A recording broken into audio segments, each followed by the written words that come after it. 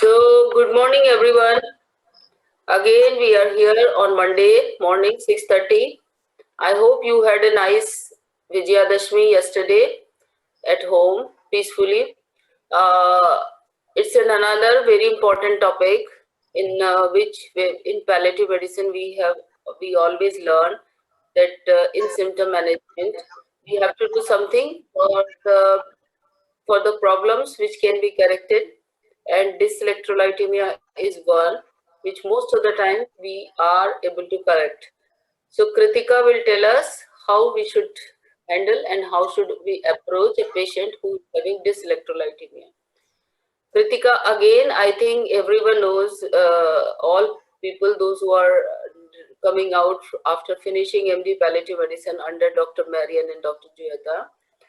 Kritika is again a product of Tata Memorial Hospital. After finishing MD Palliative Medicine, she has joined a wonderful team of Naveen Salis at Manipal, Kasturba Medical College, Manipal.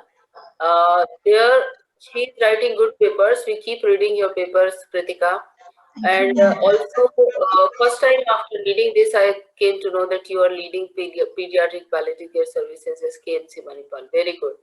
Thank And her you. area of interest is neuropalliative care and obviously pediatric palliative care. So, Kritika will tell us how we should approach a patient with dyselectrolytemia. All the people, those who have their questions, they can keep in the chat box, and Arun will keep a track of all the questions, and we will try to handle all the questions one by one. Thank you, Kritika. You can start. Thank you, Sushma ma'am, for the grand introduction. Good morning, teachers and all my dear colleagues. I would be taking to the part one of this seminar series. The next is on coming up the next Monday by Raghavendra Ramanjulu sir. And today's discussion would be around this electrolytemia in chronic illness, approach to a patient with hyponatremia, and hypokalemia, and what are the evidences, and based on the evidence, an approach for the management of this electrolyte imbalance. So I would like to tell that, we see this electrolytemia quite commonly in our patients, especially with terminal cancer and chronic non-communicable illnesses. And the occurrence is mainly attributed to the dehydration, the admission to the hospital, and at the same time, we will see that the opioid administration also sometimes affects with dyselectrolytemia. So the studies have shown that it might be associated with a worsening outcome. It has a higher influence on the overall quality of life, and this affects the conditioning survival. It has been seen that patients with electrolyte imbalances have a 275% higher risk of death. So it is important to appropriately identify and manage so that we are improving the patient's quality of life and providing adequate symptom control. So when we're looking at approach to a patient with hyponatremia, the prevalence as per the literature suggests that especially in the palliative care OPD, there was a retrospective study done in Germany which had a cohort of approximately 710 patients that were present to the OPD, which showed 38% had presented with hyponatremia, with maximum patients around 31% coming with mild hyponatremia and only 1.6 with a severe hyponatremia. A similar analysis done in India had showed the same over a period of 5 years. A total number of patients who were referred had similar prevalence of around 28%, with 61% with had a primary diagnosis of malignancy, and the rest would be non-communicable diseases. So hyponatremia is actually defined as a serum or a plasma sodium concentration less than 135 milliequivalent per liter. So that it can be classified either as an acute or as a slowly evolving chronic hyponatremia. But the most common classification that is used to decide for management is based upon the volume status, that whether it is hypovolumic, euvolumic, or hypervolumic. So what are the causes that we see mostly with patients with chronic illness? One would be attributed to the extracellular volume depletion, which would be with presenting with diarrhea, vomiting, hemorrhage. Patients with chronic illnesses, especially the chronic cardiac failure, renal insufficiency, hepatic cirrhosis, somebody with metabolic or nephrotic syndrome, most commonly seen in cancer due to a syndrome of inappropriate ADH secretion, especially the other metastasis to the brain, adrenal, or the kidney, cancer treatment, and GI loss due to chemotherapy or the immunotherapy drugs. The common medications that are responsible for hyponatremia would be the most commonly seen with loop diuretics, lactulose amongst the laxatives, opioids, anticonvulsants, proton pump inhibitors, especially omeprazole, and multiple drugs. So when we're looking as an approach to a patient with hyponatremia, so anybody presenting to you in the OPD with a serum sodium less than 135, the next thing to keep in mind is to always look at the other aspects, that is serum osmolality. That will give us an idea, the first stage, whether it is in hypotonic, a hypertonic, or a normal isotonic pseudo. It's also called as a pseudo hyponatremia. So based on the serum osmolality, we'll be able to identify. Most of the times, a hypertonic would be because of either glycerol or hyperglycemia or radiocontrast agents induced. You'll find a pseudo hyponatremia with patients with hyperproteinemia and hyperlipidemia, because especially in these patients, why we call it as pseudo is that the plasma volume reduces because of the higher lipid and the protein content. And the autoanalyzer that is used in the laboratories uses the total plasma volume concentration of the serum sodium levels, which inadvertently comes as onto the lower side. That is why it is called as a pseudo hyponatremia. Our main concentration would be around the hypertonic hyponatremias commonly seen with patients with chronic illnesses. Further to divide, when we're looking at hyponatremia, sorry, it is hyponatremia, sorry for the error. The next thing we need to look at is assess the volume status.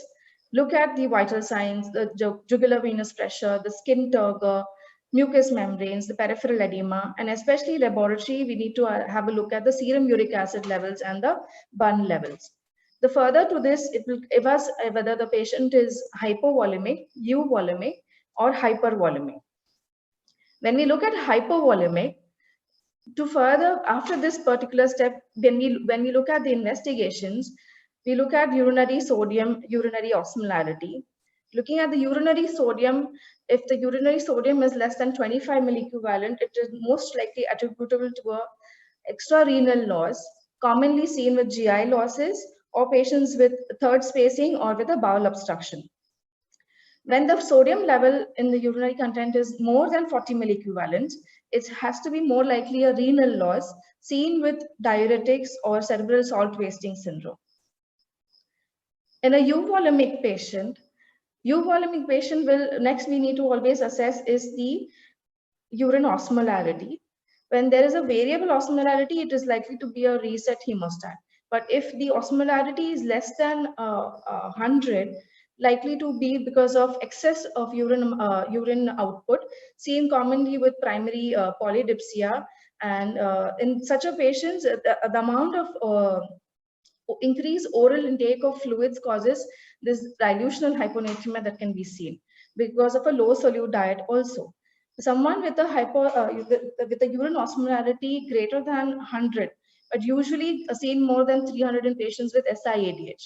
We further need to identify whether it is because of a mineralocorticoid deficiency or whether it is because of hyperthyroidism or SIADH.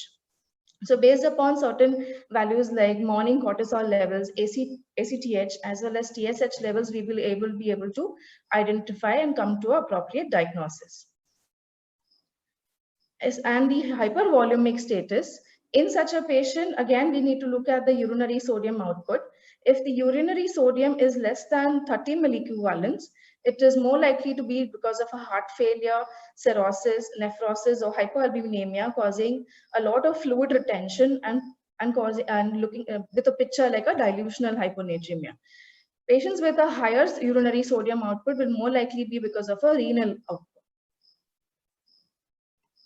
So when we're looking at the management of hyponatremia, the main goals of management for this patient would be to determine the duration of hyponatremia, whether it is an acute or chronic. Acute will be a presentation within 48 hours of development of symptoms.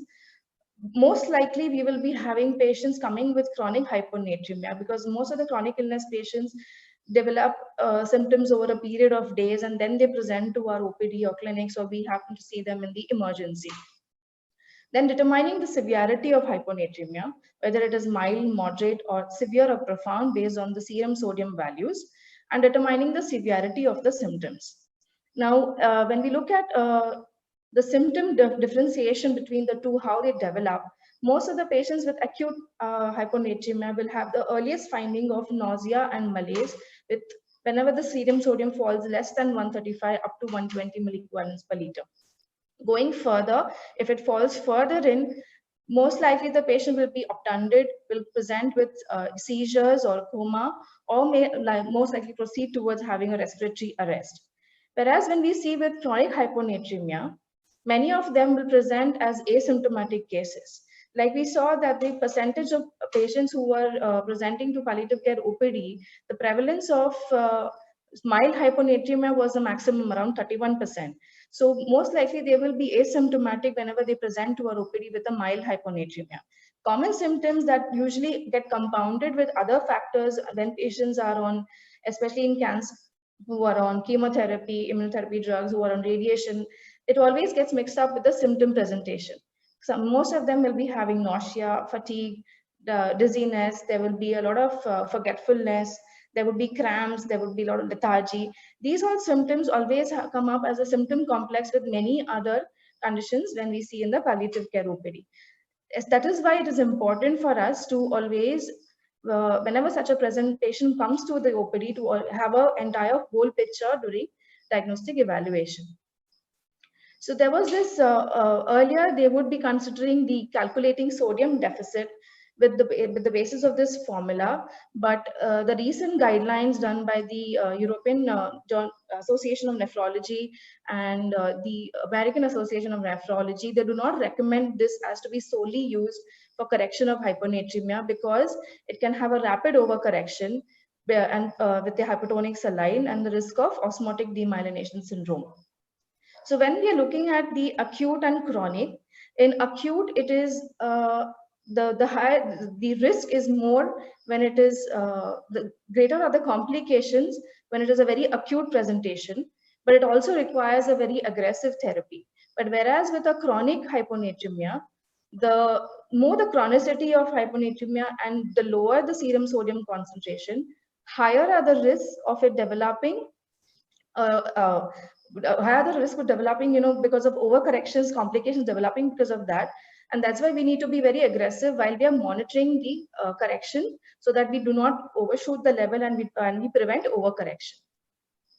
That's why the goals of therapy would be around preventing further decline in serum sodium concentration, decreasing the intracranial pressure at patients who are at risk of developing brain herniation, relieve the symptoms, and avoid rapid correction because of the risk of ODS. So in acute hyponatremia, which is when symptoms develop less than 48 hours, it is always difficult to predict. So that's why we patients, when we see with cancer, with multiple comorbidities, ideally it is better to assume matters as a chronic course and correct in a controlled manner. But someone who presents with acute hyponatremia, it needs to be promptly treated. So the guidelines recommend a bolus of 50 ml of 3% saline, and to be repeated if required based on the serum sodium levels done every hourly, till we achieve a rise of around 4 to 6 milliequivalents from the nadir serum sodium levels. Now, the general measures that also go along with this is to identify and treat the underlying cause of the hyponatremia, discontinue any drugs that be precipitating the hyponatremia, and look at reduced intake of electrolyte-free water. But when we move to now chronic hyponatremia, which is around the range of 120 to 130 milliequivalents, it depends mainly, as I said, discussed in the approach, what is the volume status and the underlying cause. Most likely, you can consider to treat this patient in an outpatient setting. Presentation or to the OPD will not be with very severe symptoms, mild symptoms which can be managed with even certain oral measures, or if required, can be done on a daycare basis. So common treatment that we see with a patient who presents with a hypovolemic hyponatremia would be to have adequate oral hydration, or if patient is not able to tolerate orally, to go for isotonic saline as the option for IV hydration for restoring to a euvolemic status. In such a patient, we can approximately monitor the serum sodium levels around 6 to 12 hourly. And this is what is recommended by the guidelines. But because of multiple, because of the setting where we might be practicing, depending upon the resources that are available, we could err on the side of caution, go a little slow, and ask them to follow up at least every 24 hourly, if not possible 48 hourly, and have a look at the serum sodium levels being checked. If a patient is with hypervolemic hyponatremia, the first and foremost needs to be done is fluid restriction. Approximately 50 to 60% of the total requirement of the daily intake. So that will come around less than 800 ml to 1 liter, the amount of free water intake that the patient should be allowed to take in. You can consider loop diuretics in these patients to induce diuresis. Another drug that we commonly prescribe now in patients with in our setting is tolvaptan, which can be given from 15 to 60 milligram per day. But it has higher benefits seen in patients with heart failure or SIDH, or does not show any benefit with cirrhosis. It has to be avoided in cirrhosis patients. And the maximum duration that you can prescribe for it is for not more than 30 days. If a patient who presents with a severe symptomatic chronic hyponatremia with a serum sodium value less than 120 milliequivalents, the first and foremost therapy in such a patient would be to initiate 3% saline with or without hypovolemia. That does not matter in this particular patient because it is about the correction of the sodium levels. You can start with a rate of 15 to 30 ml per hour. The rule of thumb in this would be, if the patient, when you do continuous monitoring for this patient, say every 4 hourly we monitor the serum sodium levels, and we see that from the baseline 4 to 6 milliequivalents raise has occurred. Even if it happens after starting the infusion happens over 6 hours, further to that we have to stop giving 3% saline and only monitor and restrict with fluids and continue the maintenance for this patient. Avoid 3% if we have achieved a goal of around 4 to 6 milliequivalents, so not to be continued further in the daytime. In this patient, we have to look at monitoring serum sodium levels every 4 hourly, but can be relaxed when we reach the level of around 125 to 130 to every 12 hourly to 24 hourly. Now, this is what the guidelines suggest to us, that we need to monitor every 4 hourly, which is very difficult in certain settings where the lab facility may not be available. So to err on the side of caution, we can always give the 3% saline at a very slow rate, around 10 to 20 ml per hour, and then monitor the first 24 hours for every 6 hourly. And then once we see a rise, we go on to moving every 12 to 24 hourly. Most likely in these patients, we have to keep a watch on the urine output and the urine potassium levels, because if the urine output increases as well as the urine cation solute volume increases, it indicates that we are overcorrecting, and that is why we need to ensure that we avoid overcorrection for this patient. After the first line of therapy, when we move to subsequent maintenance, where we are looking also at the underlying cause and trying to treat the underlying cause, and our goal has achieved that we have come to 4 to 6 milliequivalent per day. The next thing for such a patient would be about fluid restriction. It is indicated in patients with SIADH, cirrhosis, advanced renal disease, and a heart failure patient. As I said earlier, the restriction would be around 50 to 60% of the daily fluid intake, and it comes to around less than 800 ml per day to achieve a negative balance. Now, to understand whether our fluid restriction is effective or not, we do a simple urine to serum cation ratio. So we will take the total volume of the urine sodium plus urine potassium divided by the sodium levels in the plasma. If the ratio is greater than 1, then it suggests that our fluid restriction is not going to help for this patient. If it is 0.5 or less than 0.5, then fluid restriction is going to help in achieving a steady rise in the serum sodium levels. When we see patients with hyponatremia, especially with SIADH, in such a patient, we always come across a picture where the values, we tend to start with on an isotonic saline. This patient will not respond to an isotonic saline, has to be put on a hypertonic 3% saline and given at a same rate as 15 to 30 ml, with monitoring serum sodium levels every 4 hourly. And till we achieve a goal of 4 to 6 milliequivalents rise over the next 24 hours. We have to avoid, the early literature would say that around 6 to 8 or 10 to 12 was acceptable. But over a course of years, they have seen that there's a higher risk of patients developing ODS when the rate was at such a high rate. That's why it has the guidelines now recommend to go only up to 4 to 6 milliequivalents per liter in the entire next 24 hours. The maintenance for this patient would be fluid restriction. That would be the most important. Oral salts given as either 3 grams or 1.5 teaspoon 3 times a day. There are urea tablets available, I've not seen in India. They're most likely sold in US and Europe, which has an amount of 15 to 30 grams per day, which helps in improving the urine output. And you can also use loop diuretics. So torsemide has a better potential because it is an aquaretic given at a dose as 20 milligram OD, and furosemide given 20 milligram BD. But with furosemide, we also need to monitor potassium levels and maintain the ensure that we further do not reduce the salt intake as well as. So these all need to be identified and accordingly monitored. The evidence for tolvaptans, as I earlier mentioned, there were 2 studies, that is the SALT-1 and the SALT-2 trial, which showed that when tolvaptan was given in against a placebo, it showed a good rise in serum sodium levels by day 4, and it was maintained up till day 30. So it said that you can initiate at a dose of 15 to 60 milligram per day dosage, but not to be given for more than 30 days, and avoid in patients with end-stage liver disease.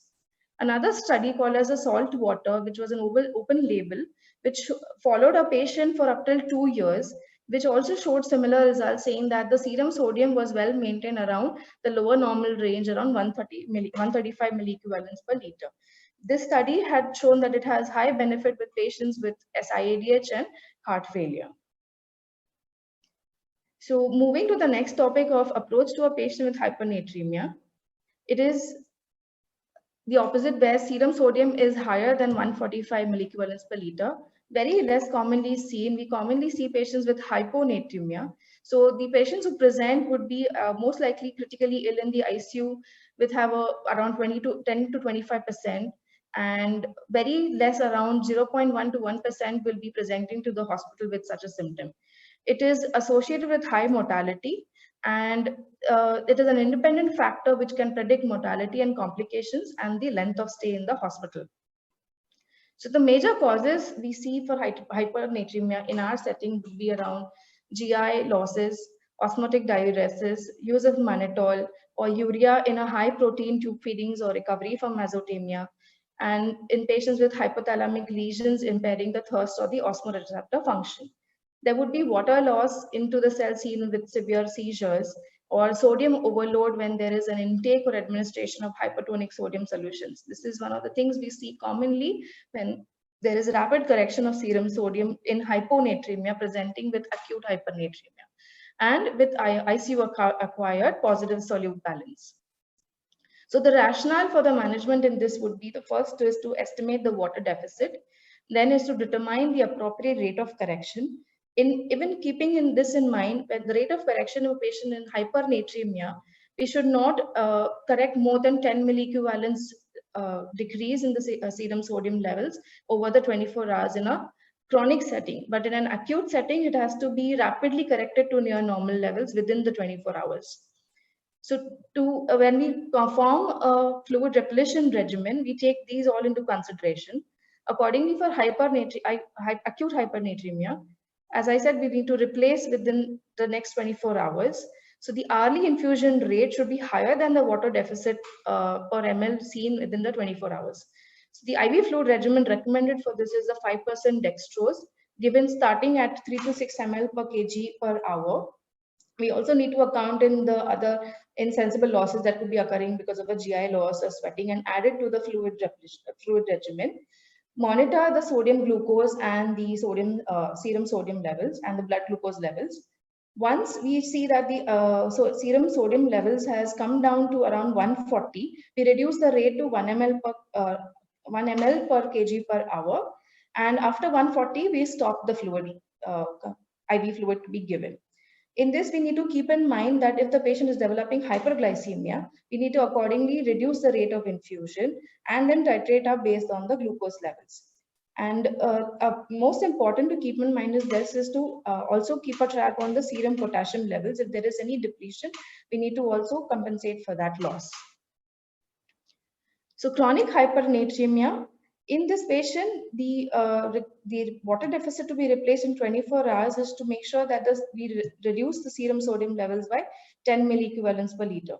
In this, the regimen would be same as 5% dextrose given IV at 1.35 ml per hour per kg, and monitor serum sodium.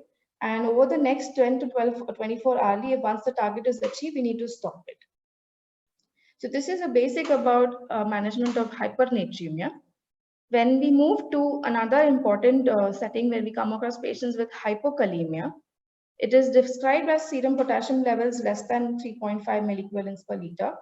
It has very severe and life-threatening complications when it presents with serum potassium levels less than 2.5 milliequivalents, and has just been seen in almost around 20% of hospitalized patients, which has a significant impact on the patient's symptoms, presenting with nausea, vomiting, and it has severe life-threatening complications if we overlook this.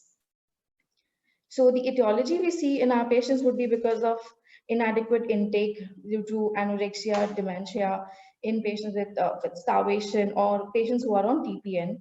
There is a mechanism of transcellular potassium shift occurring in patients with alkalosis, with beta-adrenergic stimulation seen with head injury, myocardial ischemia, or delirium tremens, or patients with thyrotoxicosis. Commonly with our patients who are on polypharmacy, so patients who are on diuretics, especially the loop diuretics and thiazide diuretics, patients with laxatives or enemas, corticosteroids, there are GI losses, renal loss due to diabetic ketoacidosis, type 1 and type 2 renal tubular acidosis, that is Liddle and Bartter syndrome, and polydipsia, and patients who are on dialysis. So the clinical features that would most likely present with when we look at mild to moderate hypokalemia, where the potassium is between 2.5 to 3.5, patients present with either muscle weakness or cramps, or they would be presenting with constipation or ileus. But if it is moving towards severe hypokalemia with a potassium less than 2.5, first and foremost is to look for the muscle strength, and which will be more like an ascending paralysis with severe muscle weakness. There'll be hyporeflexia. Patients will present with hypercapnia or features of tetany. There would be rhabdomyolysis or directly respiratory muscle weakness. When we look at the laboratory findings, serum potassium could be classified as mild, moderate, or severe. The major important to be always looked at is the cardiovascular manifestations. A simple ECG lead would show either there is a sinus bradycardia or ventricular tachycardia or fibrillation. The first change would be that it shows ST segment depression or increase in the amplitude of U wave in the leads V4 to V6, and decrease in the amplitude of the T wave, as shown in this particular ECG strip that I've put in. So the diagnostic approach when we're looking at a patient with hypokalemia is first and foremost to go through the history, whether there's any use of medications, diet, and dietary habits that could be contributing, and the symptoms that the patient presents with. Physical examination would be around looking at the volume status, blood pressure, and the other vital signs specific to hypokalemic disorders in patients with thyrotoxicosis or Cushing syndrome. The laboratory values to look at electrolytes, renal function tests, also to look at magnesium levels because it has an impact when we are trying to correct for hypokalemia. Look at the non-anion gap acidosis present with patients with distal hypokalemic renal tubular acidosis or diarrhea causing a urinary anion gap. Then looking at the renal potassium excretion in the overall 24-hour period, and looking at the urine and the serum osmolarity. So the rationale for management in this that it has 4 aims. We were looking at reduction of potassium losses, replenishing the potassium stores, evaluation for the possible toxicities, and determination of the cause. The major goal will be to treat the underlying disease or elimination of the causative factor. So when we're looking at the treatment of hypokalemia, in mild hypokalemia can be treated with oral supplementation where there is a non-renal loss. So there has been study which has showed that between the IV as well as the oral formulation, it has the same level of efficacy given even orally. In case if patients are not able to tolerate then orally, then we prefer to give a IV supplementation. So the oral supplementation dose is a serum potassium chloride available in multiple brands as K-Sol or Potchlor, where 15 ml is diluted in 200 ml of water given 2 times per day, which has approximate concentration of potassium as 20 to 80 milliequivalents per day. In renal losses, we need to consider adding a potassium sparing diuretic like amiloride or spironolactone based upon the response. In this such patient, we need to ensure to check serum magnesium levels and potassium levels every 12 hours. When moderate hypokalemia, between the levels of 2.5 to 2.9, oral supplementation also is sufficient. If not tolerated, can be given IV supplementation. And the maintenance dose after the correction levels will be to continue for the further 3 to 5 days at the rate of 20 to 40 milliequivalents per day as oral supplementation, and monitor to maintain the serum potassium levels above the level of 3.5 milliequivalents per liter. When we move to severe hypokalemia, in such a patient, this is a hypokalemic emergency, where we are looking at first loading dose under cardiac monitoring. It has an intravenous infusion of 40 milliequivalents of potassium chloride, diluted in 0.9% normal saline as a standard infusion rate of 10 milliequivalents per hour. The maximum we can also reach is to 20 milliequivalents per hour. If along with that hypomagnesemia is present, we need to supplement with magnesium sulfate. So we add in 4 ml of MgSO4 in diluted in 10 ml of NS and give it IV over the 20-30 minutes. Then start with the potassium chloride infusion followed after that. That is the only way because the magnesium and potassium are important if their patient has hypomagnesemia. And just isolately treating hypokalemia will not bring a rise in the serum potassium levels. So we always have to ensure that first magnesium is corrected, after that followed by potassium correction. Once you've achieved a normal, around the near normal level of serum potassium, around 3.5, then we move over to a maintenance dose by oral supplementation. Unless it is not tolerated, we move to an intravenous supplementation. We can always advise patients with dietary modification, where high potassium content foods as displayed, where they would be asked to have a lot of dry fruits, avocados or bran cereals, which we find, or vegetables like spinach, tomatoes, broccoli, cauliflower. These all they can be asked to take in, so that we always also are increasing the dietary intake of potassium. And monitor these patients over the next 1 week and ask them to present again with the serum electrolytes rather values after a week to ensure that we have adequately achieved a level that has been steady for the entire week. So the formulations that we are available with us says that 1 milliequivalent is equal to 75 milligrams of potassium chloride. So the potassium chloride injection that is available is a 10 ml ampule. So each ampule contains around 1.5 grams of potassium chloride, which is equivalent to 2 milliequivalents of potassium chloride per ml. So it comes to a 20 milliequivalents. So each ampule, big ampule, that is 10 ml is for 20 milliequivalents. Similarly, for the oral formulation, that is a brand name called K-Sol, where you will be prescribed 15 ml. So each 15 ml contains 20 milliequivalents of potassium chloride. When we move on to our next topic, approach to a patient with hyperkalemia, it is prevalent in almost 10% of patients with higher risk of mortality, when it is with severe hypokalemia more than 6 milliequivalents per liter. Now, the principal predictors of this seen in a similar small cohort studies were that the presence of diabetes mellitus, high protein intake, a low serum bicarbonate, and most importantly, a lower eGFR. So the etiology of hyperkalemia in palliative care setting would be, first is to always identify whether it's a pseudo-hyperkalemia. Then to look out renal, where there is metabolic acidosis, there is reduced aldosterone secretion, or patients with acute on chronic kidney diseases. There is a GI bleed, especially patients who are on drugs like beta blockers, there's digitalis overdose, or there is activators of the ATP dependent potassium channels. Somebody must be on diazoxide, minoxidil, or who has been exposed to some volatile anesthetic agents. And the others would be in arterial volume, blood volume depletion seen with GI loss, in patients with heart failure, cirrhosis causing decreased tissue perfusion, insulin deficiency, someone who has undergone a procedure like ureterojejunostomy or hyperglycemia. Pseudohypokalemia, as I said earlier, is because either there is a difficulty in collecting a sample, there is extreme leukocytosis that happens, which causes the rise from the destruction of the cells, rise of the serum potassium levels from the intracellular into the blood volume space, or because of a pre-existing condition like thrombocytosis and hereditary acquired red cell disorders. So why is it important to differentiate between true versus pseudo? We need to, because pseudohypokalemia is an exclusion when after we look at the other causes.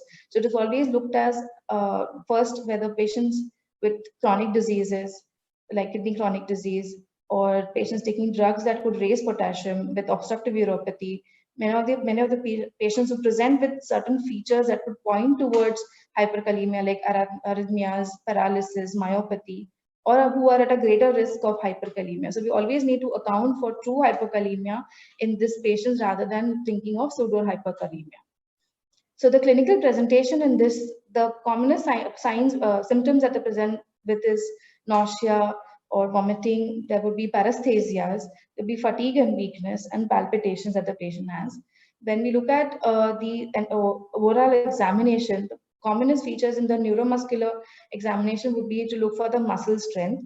There would be ascending paralysis progressing to a flaccid paralysis. So when you correlate with the laboratory findings, categorizing into the mild, moderate, and severe, the cardiovascular manifestations are most important. So a 12-lead ECG is a must to be taken.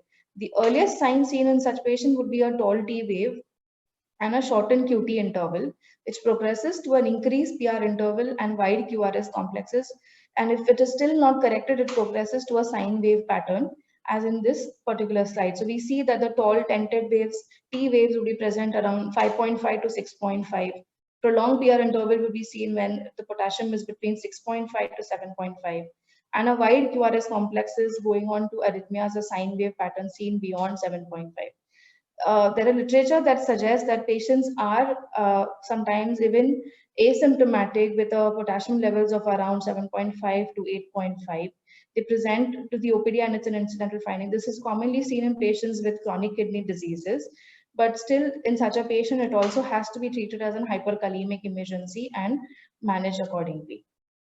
So the diagnostic approach for this would be as I mentioned earlier, screening through history and possibly rule out the other causes of renal disease or major tissue destruction.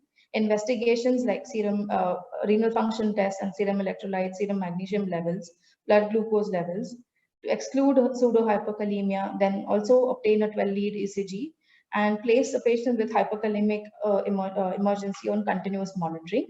Monitor for the fluid status and the urine output. So the rationale for this treatment would be antagonism of the membrane actions of the potassium. So it is protect the heart, shift the potassium into cells, remove potassium from the body, monitor potassium and glucose, and prevent recurrence. So based on this rationale, in a patient with a hyperkalemic emergency, patients who are included in this is serum potassium with a value of about 6.5 with cardiac abnormalities, or patients with neuromuscular disturbances, and any patient with serum potassium above 5.5 with a renal impairment or an ongoing tissue breakdown. So the management would be under cardiac monitoring, given start of injection calcium gluconate, remembered as 10%, 10 ml diluted in 100 ml 5% dextrose, to be given IV over the next 20 to 30 minutes. Starting also with a regular insulin at 10 to 20 units diluted in 500 ml 10% dextrose, IV over the 60 minutes, or we can consider giving a regular insulin 10 units bolus followed by 50 ml of 50% dextrose IV. We need to monitor potassium for this patient and serum glucose every 4 to 6 hourly, moving on to 12 hourly. Suppose if a patient is with moderate to severe CKD, this patient will require immediate hemodialysis, and that is why a specialist referral to the nephrology team is required for this patient. And when you look at mild hyperkalemia, where the level is between 5.5 to 6.5, if it's a normal renal function, then even just dietary modification, stopping the drugs that could be precipitating hyperkalemia, and a potassium restricted diet would suffice enough to maintain and bring down the levels of serum potassium. But someone with a mild to moderate impaired renal function, we need to have dietary modification along with that. In a hypervolumic status, advisable to give patients with a loop diuretic like furosemide given 40 milligram IV 12 hourly or as a continuous infusion. Someone with a euvolumic or hypovolumic status, in such a patient, first is to start on isotonic saline to maintain euvolemia, and also start on furosemide given 40 milligram IV 12 hourly. There are a lot of potassium binders, that is calcium polystyrene sulfonate, called as K-bind sachets available. We prescribe these patients with a sachet to be consumed 3 times to 4 times in a day. Each sachet contains 15 grams of calcium sulfonate. And this helps in overall over the next 2 to 3 days to reduce the serum potassium levels. So we monitor the levels every 12 to 24 hourly for such patients. So the dietary modification that again would be, these are the list that is available for patients with low levels of potassium. We always say avoid all nuts, avoid all dry fruits. But in fact, the recent up-to-date mentions that you can advise them to have almonds and walnuts in limited quantities.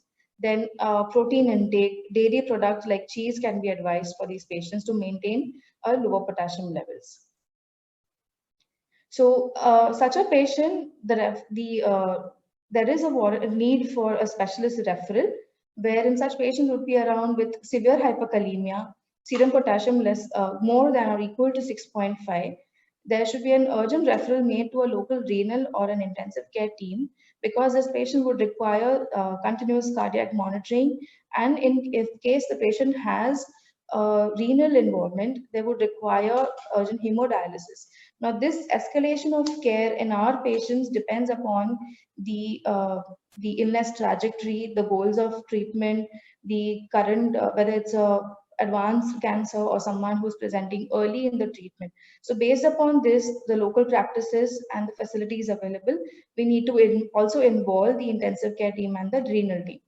Suppose if a patient is in a hyperkalemic emergency, where the decision to start RRT for such patients with and in the chosen modality, and also it is depending upon the understanding of this patient. So I know many would disagree on this aspect, that most of our patients who are only on supportive care or palliative care, and we are not looking at escalating treatment to advise them to go for dialysis. But we always need to ensure that when we are trying to look at correcting for a cause, we need to make sure that we're also doing certain things which will improve the patient's quality of life, and try to correct as much as possible the reversible causes. If we come to a point where it is irreversible, and then it is, despite that all of your best management is still increasing, then we move on to advise them only towards supportive care. So in such a patients, we should give them an offer of choice to go for renal replacement therapy if warranted. These are the additional references I have attached in the seminar for further reading for the students. Thank you. Thank you, Kritika, for excellent presentation. Thank you. Arun, there are questions? Yeah, we have 2 questions. Thank you, Kritika. So one question is about tolvaptan, right? Yes. So tolvaptan, this is from Dr. Rajeshri. So tolvaptan has a role in preventing hyponatremia. So she asked that, seen that in hospitals, patients are receiving tolvaptan for quite some time when they have hyponatremia. So can you tell us about how long can tolvaptan be used, and what are the indications of tolvaptan and maybe dosage? Tolvaptan should not be used more than, one is to not be used more than 30 days. Second thing, it is restricted towards patients who are, where you're looking at just for free water clearance.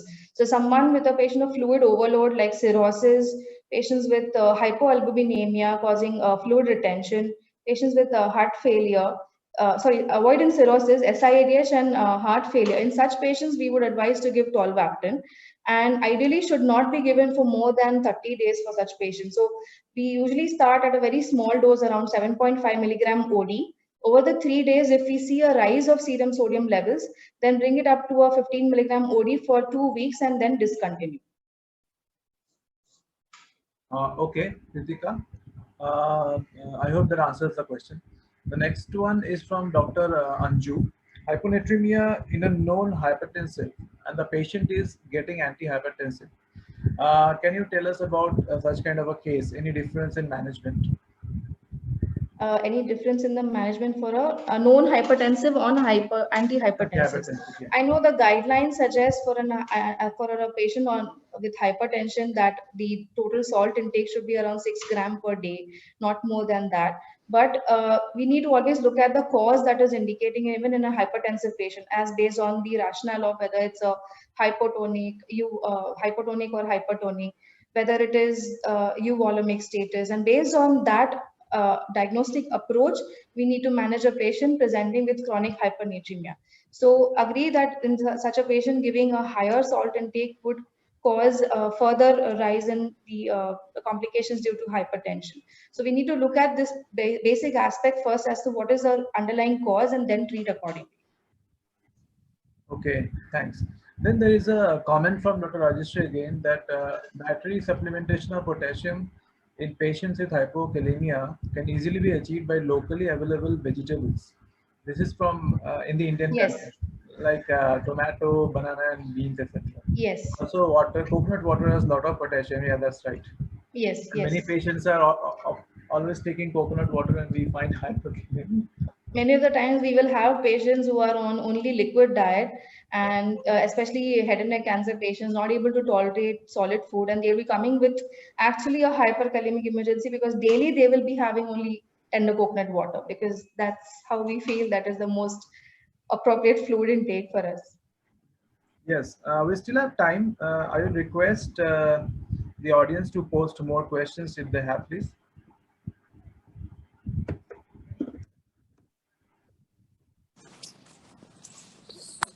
So Arun, if we don't have questions, we don't. So this means people have learned how to manage dyselectrolytemia.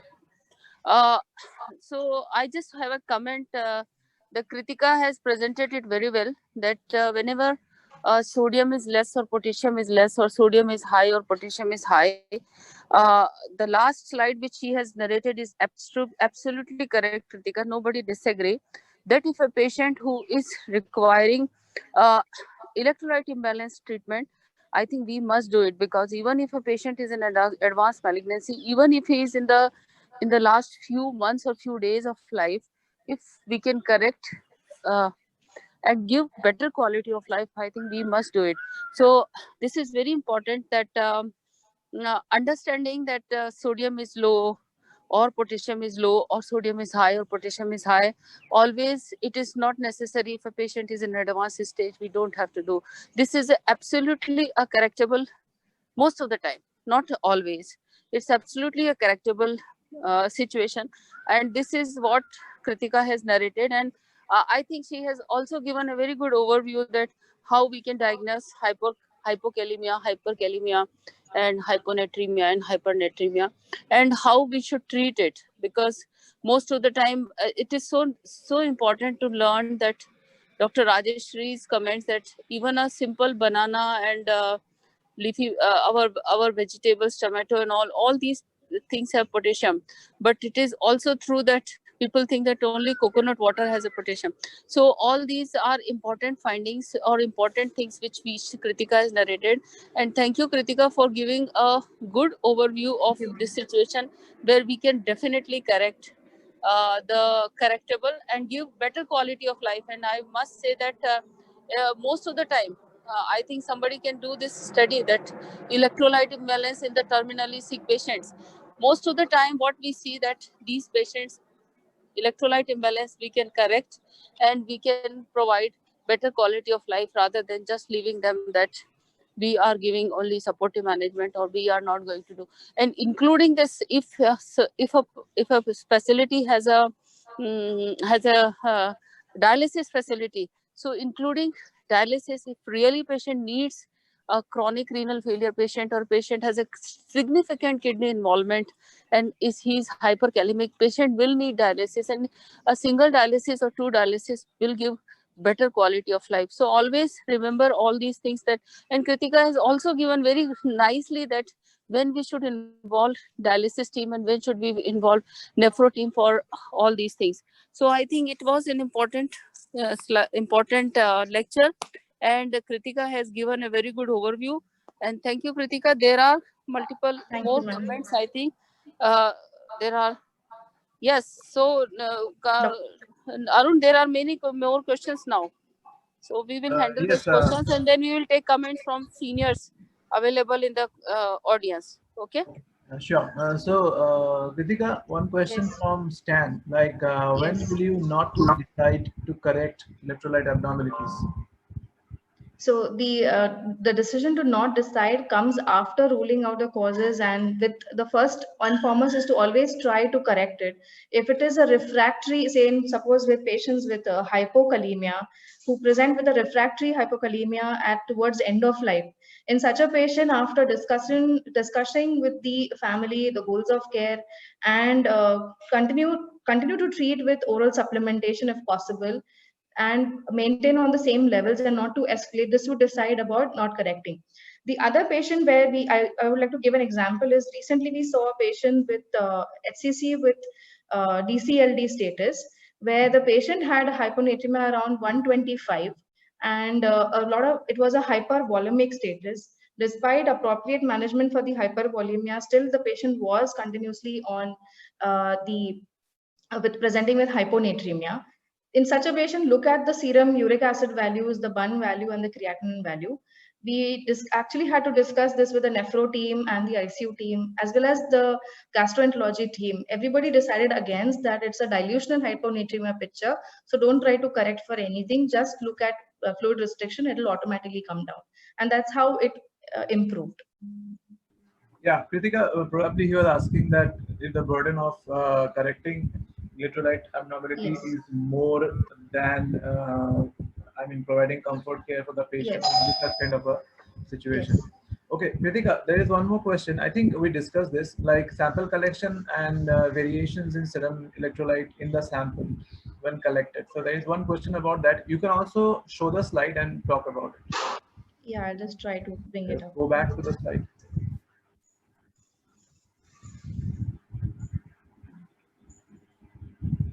Yeah. So this is actually difficulty. So we should avoid the patients to, clench the fist very tightly, or avoid the nurses trying a very tight tourniquet to collect the samples. And do not, when we always have this feature of kind of hitting up the arm to bring up the veins very prominently, asking them to fold the arms, and also that is what we need to avoid while collecting a sample. And the false variation sometimes would be also machine differences. First is to always look at the clinical picture. If you still have a higher doubt that the patient would be having a certain, is always better to repeat the levels rather than going with one value. Yeah, thank you, Kritika. And we have opened the polls. I request the participants, the audience, to kindly poll about the presentation. I'm sure it is going to be good. So, Kritika, there are many comments and accolades that you have done a good job, and of course, covering these topics is not easy, and you have really maintained the time. Thank you for that.